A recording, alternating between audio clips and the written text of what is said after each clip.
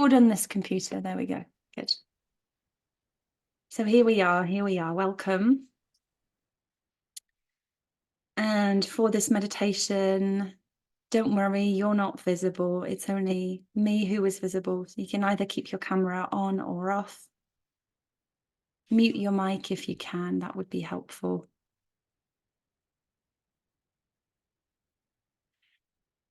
And I'm so pleased because this is one of the rare Saturdays that I have to myself. Typically, when I record these sessions, there's often at least one child running around in the background.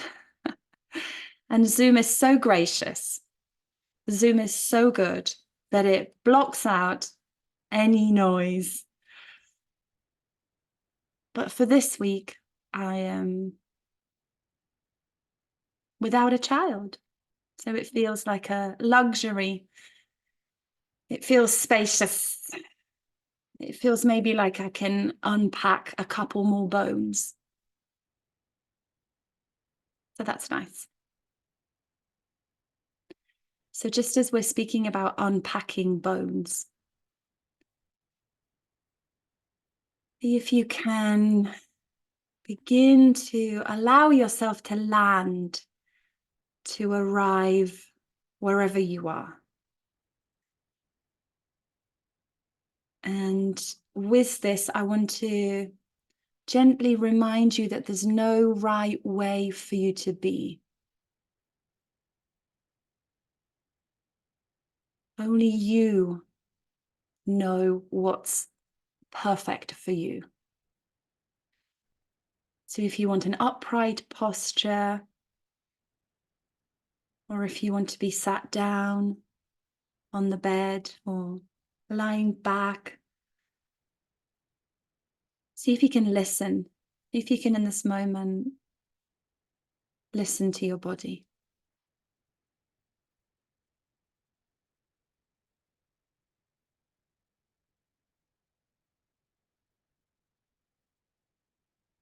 And allow everything to descend downwards, letting it roll down so that you're not fighting gravity.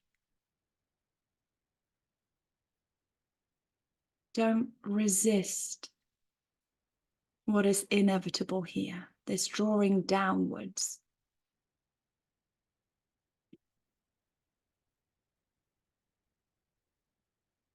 Imagine if you were standing underneath a shower or a waterfall. Imagine this water encouraging you, drawing downwards.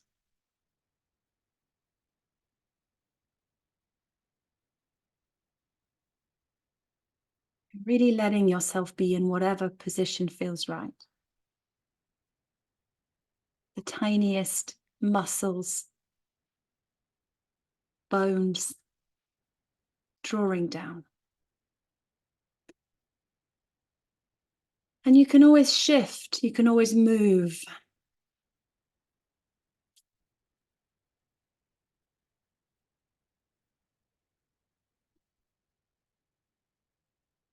So I'm feeling to speak a little bit about the hero's journey. And I hasten to add that when I use the word hero, I'm not implying any gender bias here. Hero is simply an archetype. It's an archetype that is accessible to men or women. So if you like, we can use the word heroine.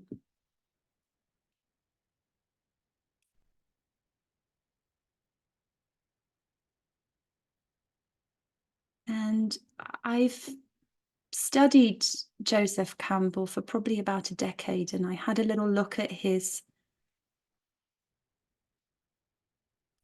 the way he looked at the hero's journey through myths. And some of you might know that the hero's journey has sort of three essential stages to it.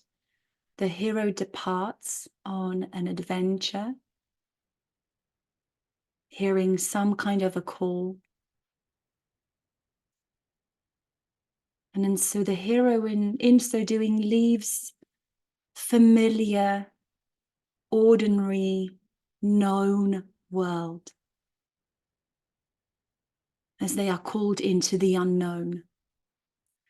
And I have a daughter who's 9, just turned 9, and so she loves Frozen. And those of you who've seen Frozen 2, Elsa sings about going into the unknown. So Disney's very good at these archetypes. Disney's fantastic at speaking to the heart through myths, through parable, storytelling. But anyhow, let me get back on track. So the first part is that the hero departs on a journey. The second is that they are somehow initiated. That they learn something about the unfamiliar world, the unknown, maybe scary, maybe dark. They have to learn how to navigate it.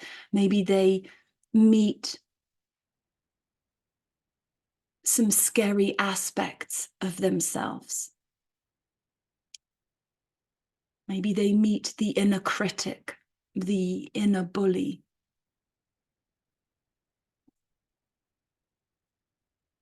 The inner predator. Bluebeard, as Clarissa Pinkola Estes calls it.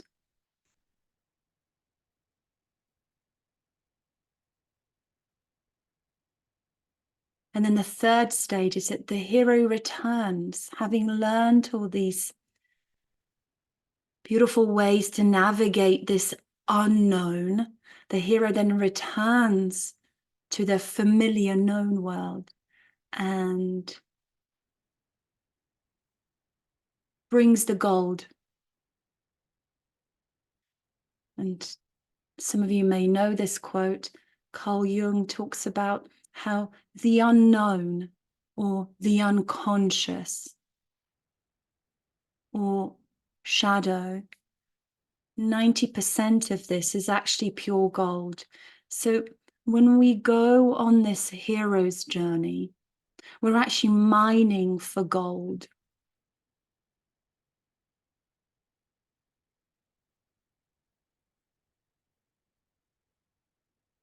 Now, typically these myths involve some kind of an external journey. The character slays dragons and conquers all sorts of enemies and traitors and whatever.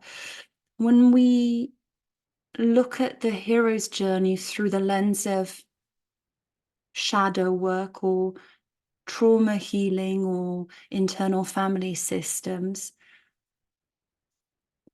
we're delving inside.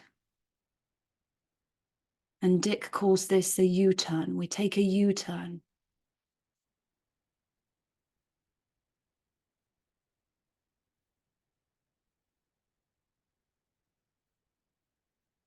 So in this way, the hero's journey serves as a blueprint for transformation, for personal growth.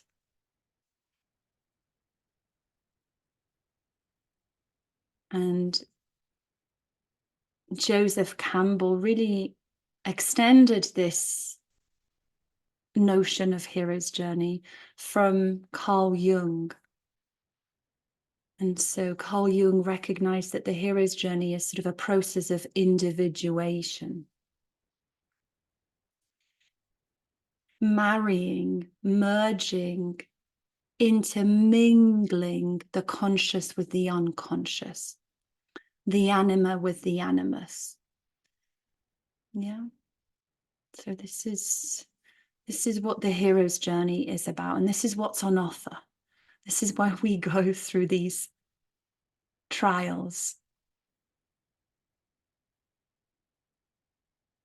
It's a little bit like when we delve into this dark, this mud, we allow the lotus to bloom, to come forth, to flourish. So I want to lead a meditation that is sort of that inquires into your inner world, your parts, and how some of them have undergone or are currently undergoing a hero's journey. And again, I'm very careful to point out that hero here is not attached to any gender bias. It's neither male nor female. It's a universal archetype that is accessible to all of us. That's the kind of angle that I'm going with. So let's have a little look then. So there are sort of 12 steps here to this hero's journey. So the first step is the call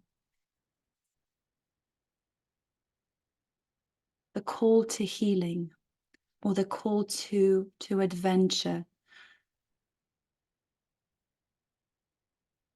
And typically this call,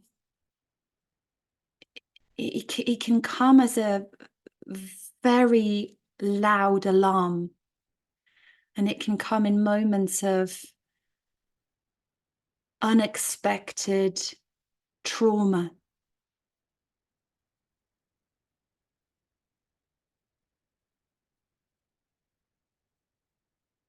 It can be when we're absolutely fed up of repeating patterns, either with our family or in our romantic relationships, or work patterns, or our attachment, or our relationship with money. It's like there's a call to change, a call to explore the unknown, something that is new to us. And so when we are at the receiving end of this call, it can be quite frightening. It can be disconcerting. It can unbalance us.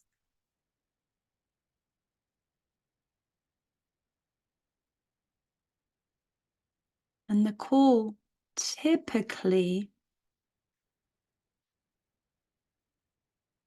elucidates a part, or it provides a trailhead to a part that is calling out for help.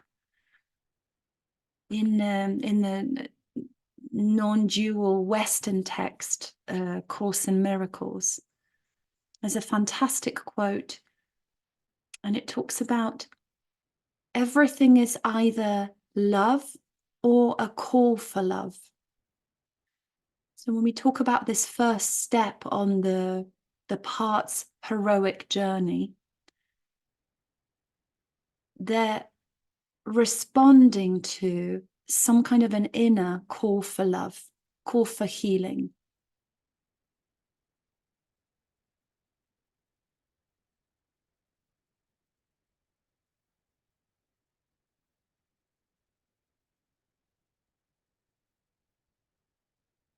And then when we hear this call,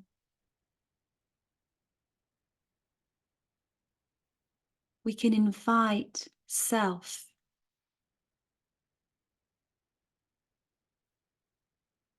to call out to this part for connection, for curiosity. So we respond to this call, or self responds to this call for healing with connection, curiosity. And this sends out an invite, an opportunity for the part to transform, to unburden, to be understood, to be healed.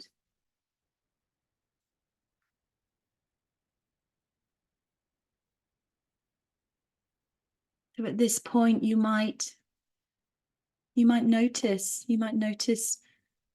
when parts have called out to you, when you've become aware of patterns that needed to change. You might be in the middle of responding to a call right now. Let's see if you can soften your ear, soften your body. Allow this shower, this waterfall to draw your body closer down. Don't resist gravity. And see if you can hear a yes. Yes, I hear the call.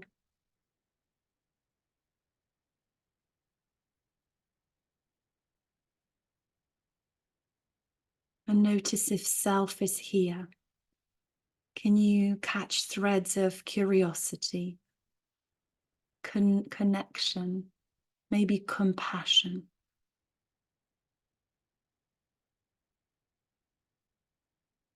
So the second part of the part's heroic journey is the refusal of the call. And this can be in very subtle, unconscious ways, or very, very blatant. So we may have a part that initially resists connecting, that it's mistrusting of self, doesn't want to share its burdens.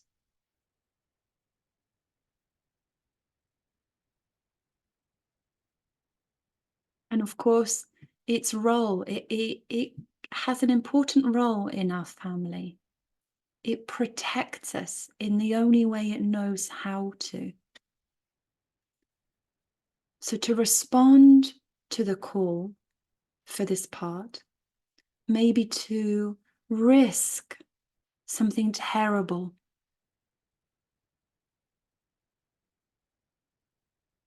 But can you imagine how heroic this part has been protecting, guarding?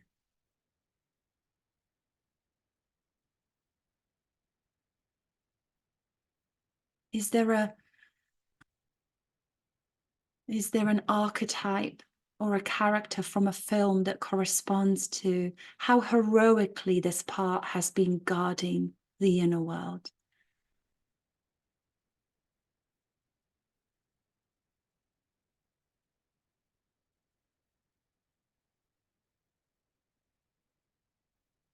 You notice that there may be initial resistance here. It's not all plain sailing, but with persistence, with curiosity from self, we can begin to get to know this part a little bit, and eventually the part allows the presence of self. And this is what in the hero's journey is called meeting the mentor. So the mentor here, through the lens of IFS, is self.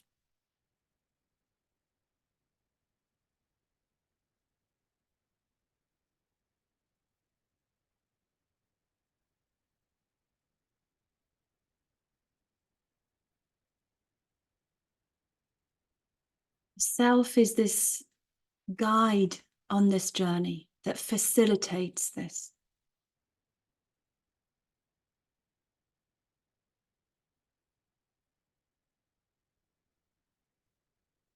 Note how the word mentor here for self doesn't evoke images of a ruler, someone who tries to take charge of things and enforce their own rules. Self is softer here, more tactful, more compassionate.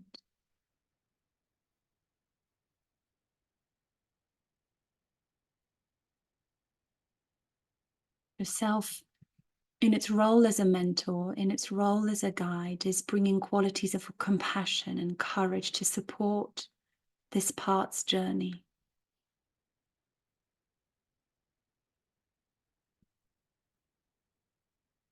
And then this allows the part to become courageous. And in so doing, it crosses what's called the threshold.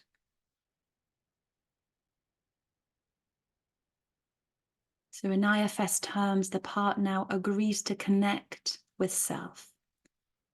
It opens up. It's willing to share its burdens. It's willing to share its story. And so this is how we develop this self to part relationship. Gently, slowly, without forcing.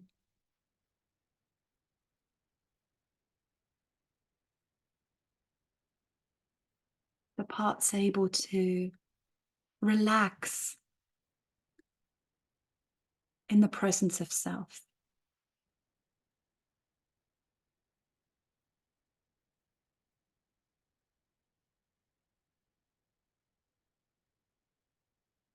And then as we go further in,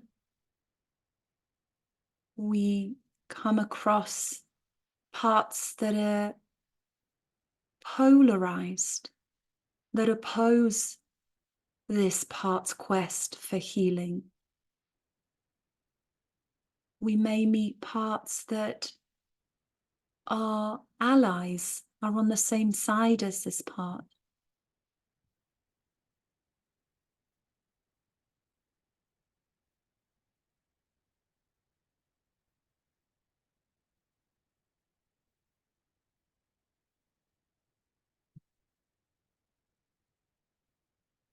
This is where it gets very nuanced, very complicated.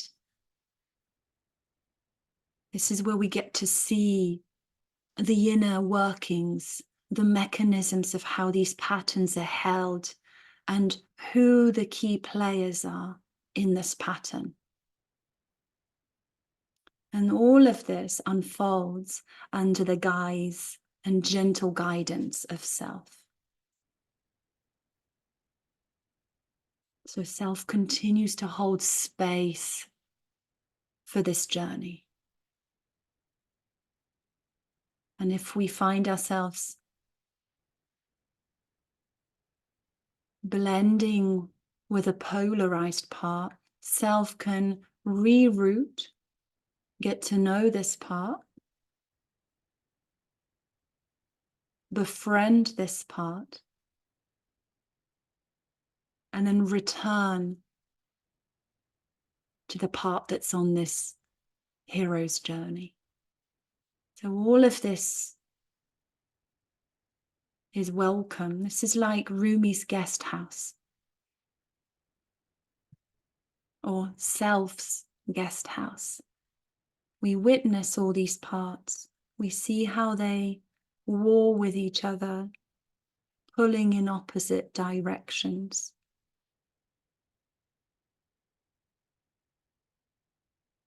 And this is a test. This is a big test here. None of this is easy.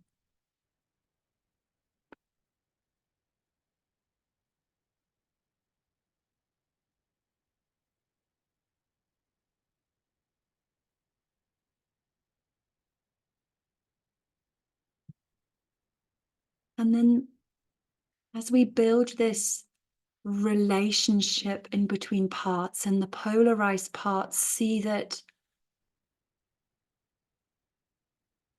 the tensions they are holding here is keeping the pattern in place. And when they get to see that they're each trying to help in their unique ways, often in the presence of self, the parts can really soften. And so often what's an opposing or a polarized part, that part then becomes an ally. We have someone who can really join this journey. And so we go a little bit deeper down. we're gaining more and more trust. And this trust is what allows us to approach the innermost cave. This is the next step of the part's heroic journey. This is where we get to witness the primal wounds that underpin the parts.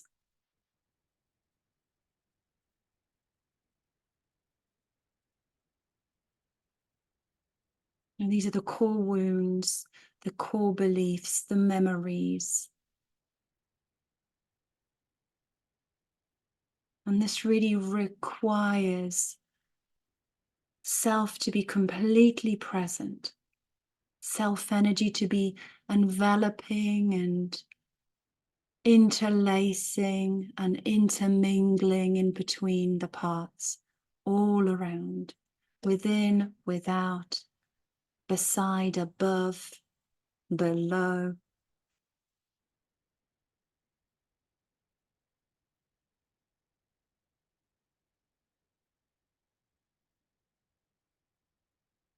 We get to excavate, we get to go into the shadows, the hidden corners, the parts we've attempted to keep down.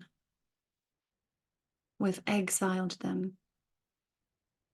This can be very, very painful work.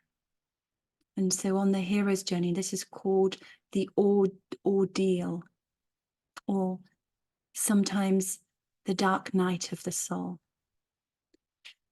So when we're witnessing these difficult emotions, memories, it can feel quite intense, quite painful.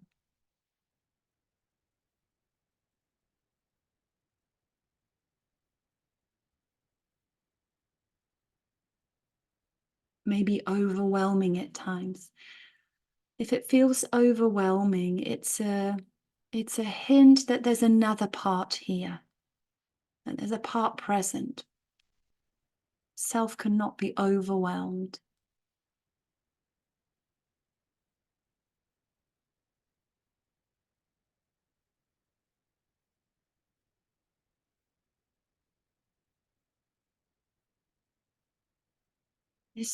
This part of the journey is very, very deep.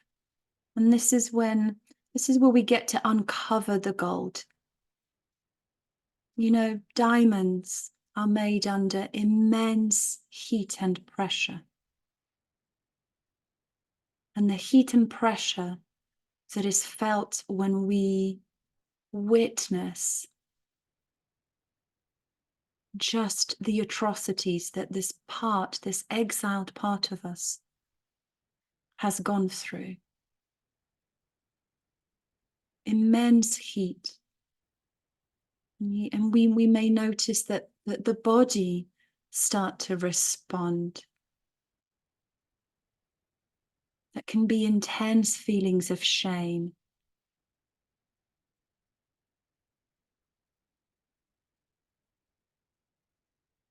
Powerlessness.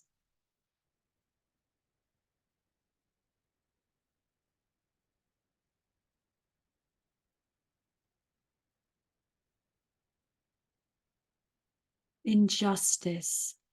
Betrayal.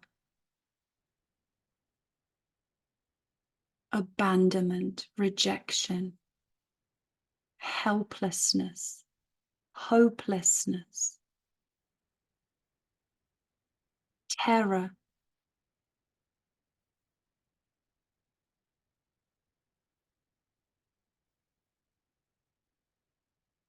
Oh, this is, for me and for anyone who's been through this is a place of not only intense heat and pressure, but also it holds so much potential for transformation, for healing. It's a real portal.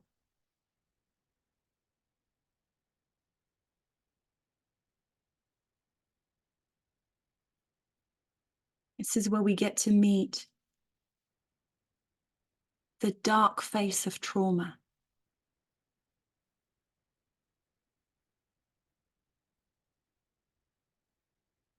It's sacred work. This is sacred, sacred work for all of us.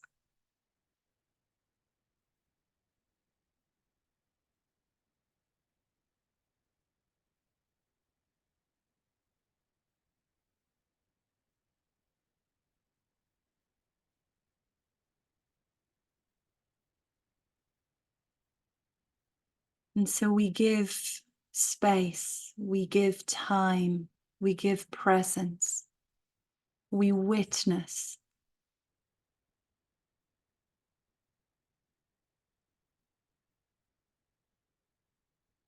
We allow the part to fully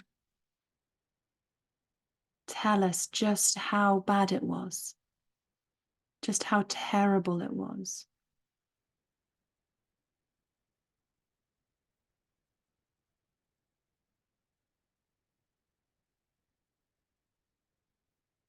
All along was self-present.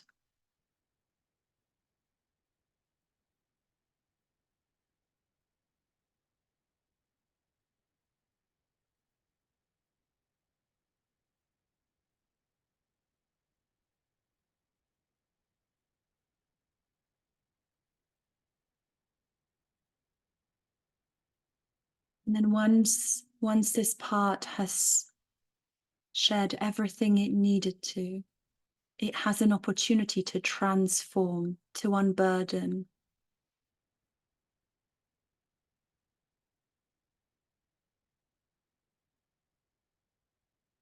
To shed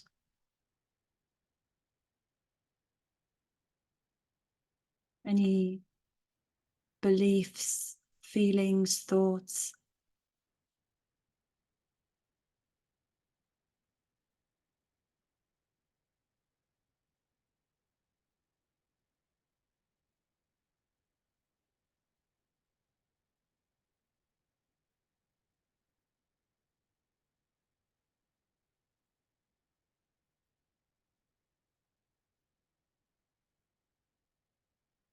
And this is for those of you who've had IFS therapy.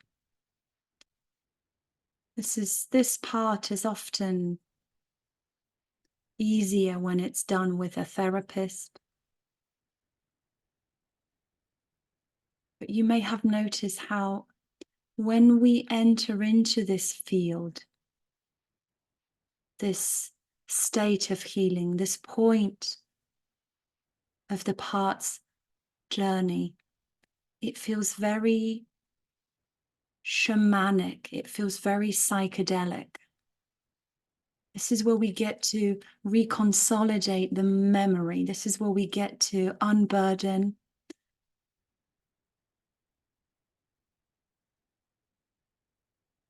and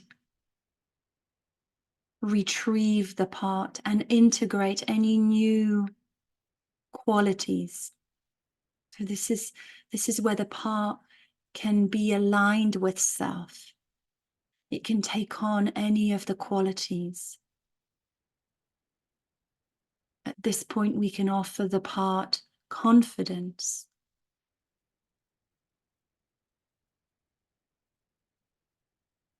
creativity, courage, compassion, clarity, curiosity, connection, and calm.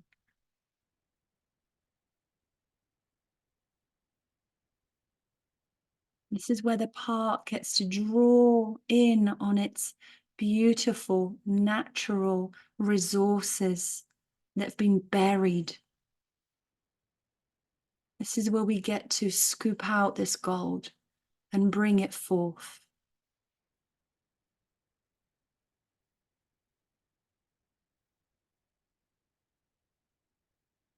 This is where we see the innocence of these parts, the tenderness, the love, the trust, the creativity.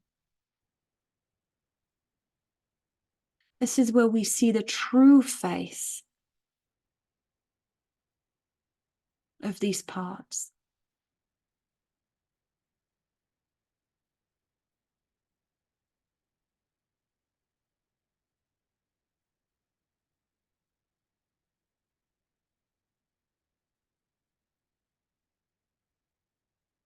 And at this point, they can continue being a very beautiful and useful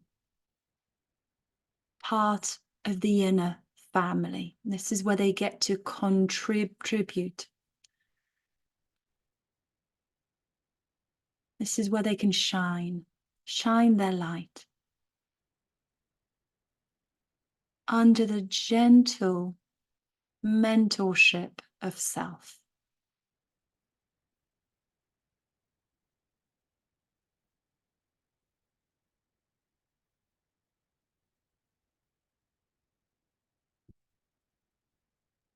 And you may already have parts of yourself, patterns that have been healed. You may already have seen the light that was buried underneath layers of limiting beliefs.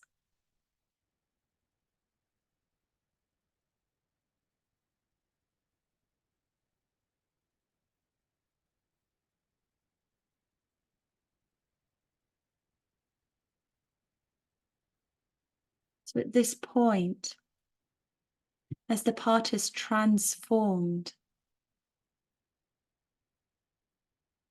as the gold is uncovered, as the inherent innocence and beauty of this part is returned, it becomes unified. It becomes part of the whole.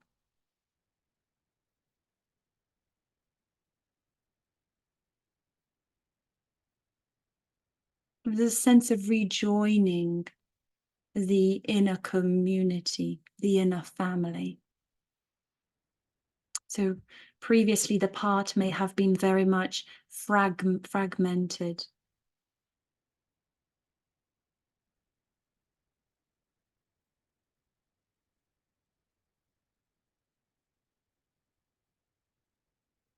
So this is where the part can co-create with self, co-regulate with self.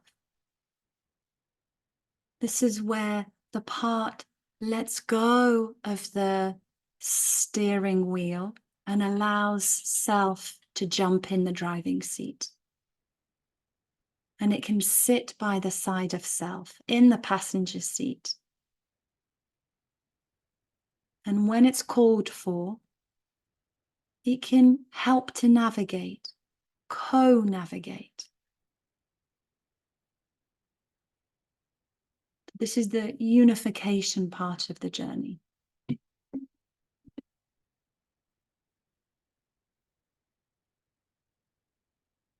And so as self is now in a driving seat, we get to take the road back into the ordinary world, back into the known.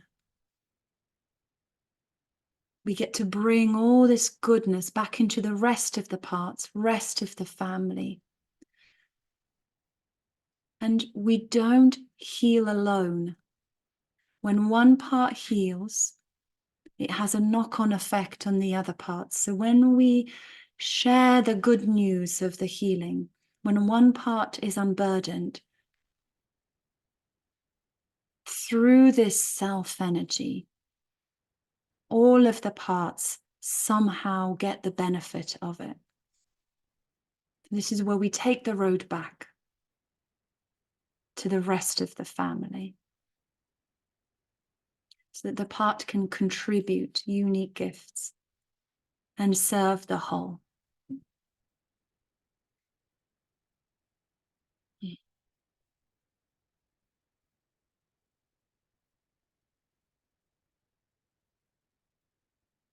And this is really what Dick calls self-leadership, or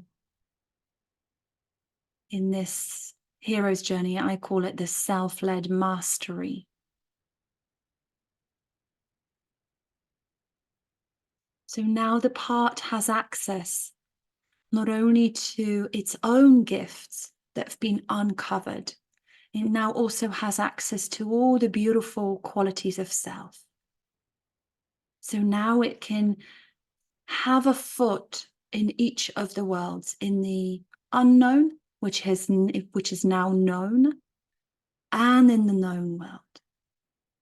This is the mastery. It's mastered both worlds now. And so it can move freely in between the two worlds, flowing. And as it does so, it can also return to the outer world. It can return to our loved ones, but no longer burdened, no longer in extreme roles, but under self-led mastery. So the part can now co-regulate, co-create with others. So we can engage in the outer world with agency, with resilience, with wisdom.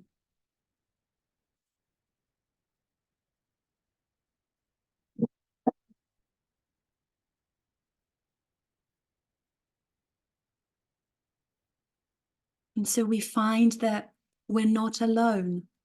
First, the part has realized that it's not alone on the inside, that self always has its back. But then the part realizes that it's not alone on the outside. So in that way, we allow it to gain relational tools. We get to return back to our community, back to family, back to groups. And the final step on the part's heroic journey is unitive consciousness.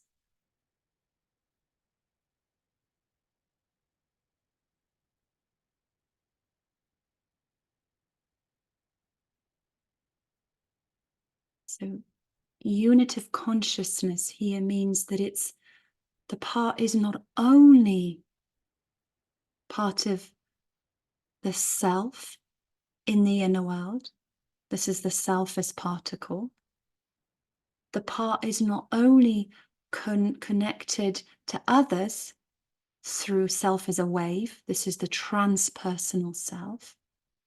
But it's also connected to the universal self. In No Bad Parts, Dick capitalizes that. So it's all capital self. And so this is where we get to rest. This is where we get to fully rest. This is when we know that the universe has our backs. First, the part gets to find out that inner self has our backs. Then we get to find out that these selves in the outer world also have our backs. And finally, we get to rest in the universal self as we trust it. This is what it means when we hear people say the universe has your back, or trust the universe.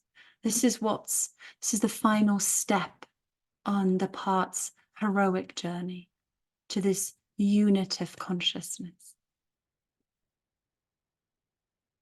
It can join the flow. It can join the compassion, the love, the beauty, the peace, the creativity.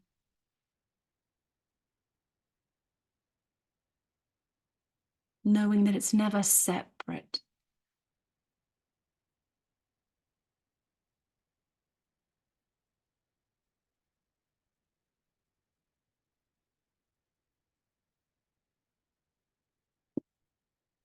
So this is what it means to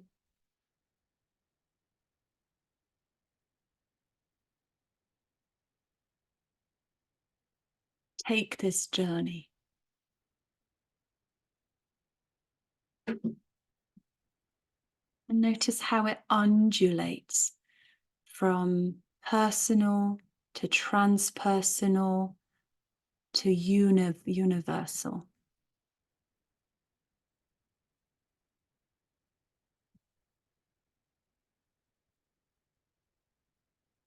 In a way, the part gets to find out that it was the universe all along. Just as the drop in the ocean is the ocean,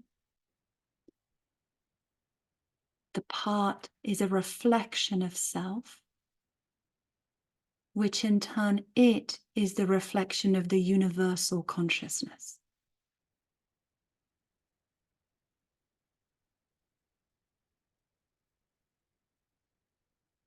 Not at any point does the part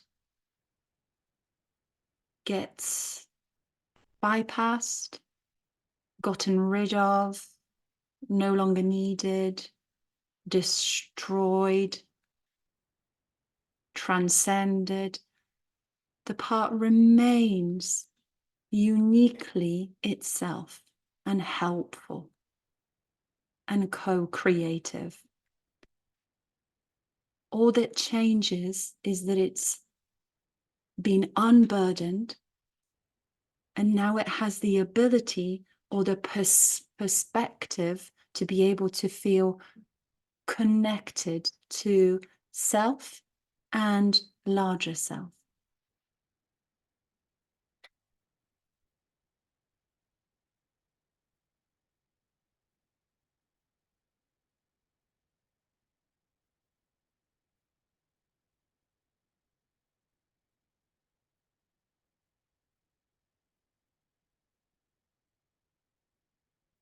So that was a lot of words. I wasn't planning to say quite so many words.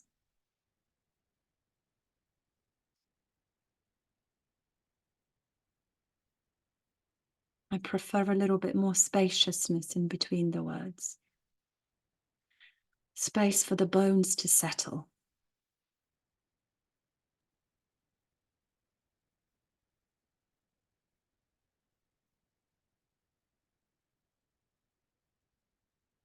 Was a lot to pack in.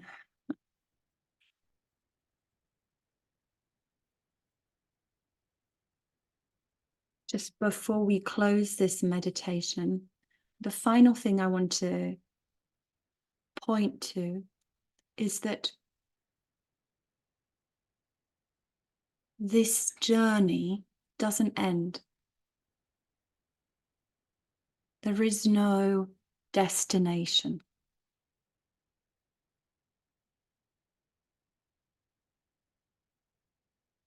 And we can take this journey as many times as we want, or as many times as needed for our unique inner world. Sometimes people go through this once and they have dark night of the soul and they come out the other end and they're done. They're finished. They've done healing. Other times we go round and round and round, but the round and round isn't a sort of, just as you never cross the same river twice, you deepen in a sort of a spiral further in and in and in pattern.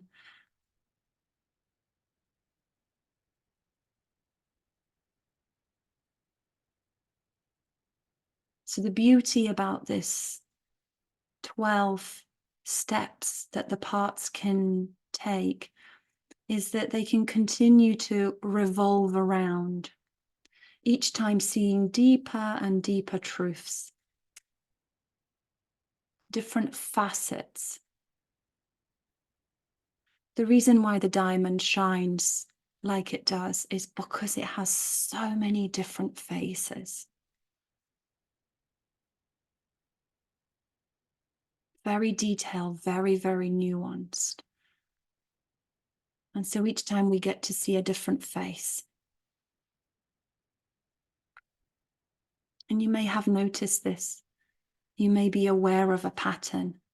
And then every few years or so, you go, ah, as though the pennies dropped deeper.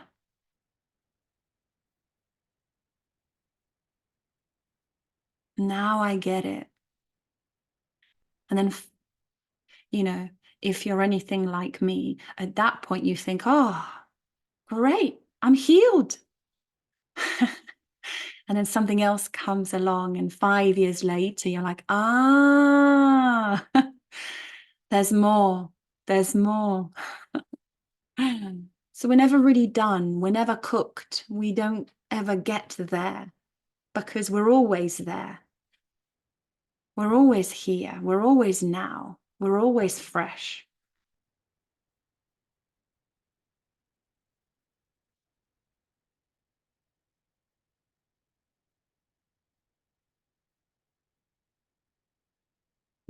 So I hope that was a useful little foray into the hero's journey, the heroine's journey, the part's heroic journey to healing.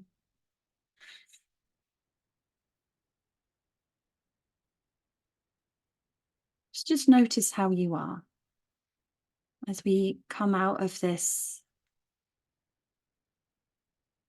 story time that we shared. Notice how you are, how your bones are.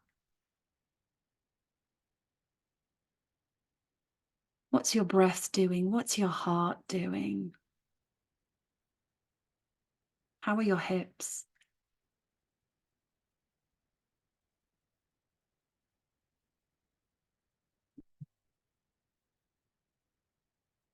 And see if you can invite a bit more of a conscious breath into the lungs. Maybe sending out gratitude to any parts that have joined you on this journey.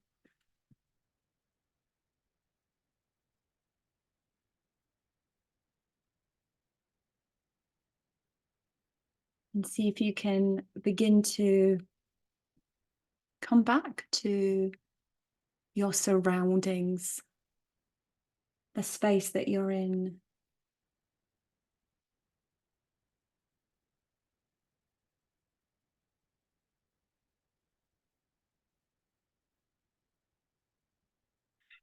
Beautiful. I'm going to stop recording here.